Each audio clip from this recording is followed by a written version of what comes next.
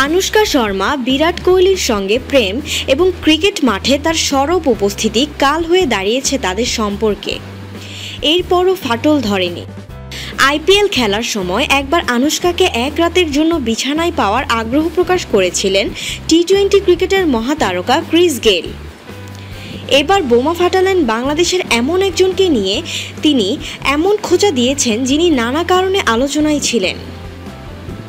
নাজনীন আক্তার হ্যাপিকে চিনেন না এমন মানুষ খুঁজে পাওয়া দায়।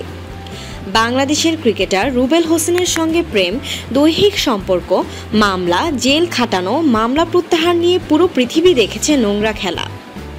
এরপর সিনেমা, আইটেম গানে পারফর্ম এবং বর্তমানে ধর্মীয় কাজে মনোনিবেশ করেছেন হ্যাপি। গতকাল নিজের টুইটারে গেইল লিখেছেন, বাংলাদেশের হ্যাপি নাকি অনেক সুন্দরী, সময় সুযোগ পেলে ওর সঙ্গটা উপভোগ করতে চাই। আপনাদের কি মতামত বন্ধুরা? কমেন্ট করে জানিয়ে দিন আর অবশ্যই সাবস্ক্রাইব করুন। ধন্যবাদ।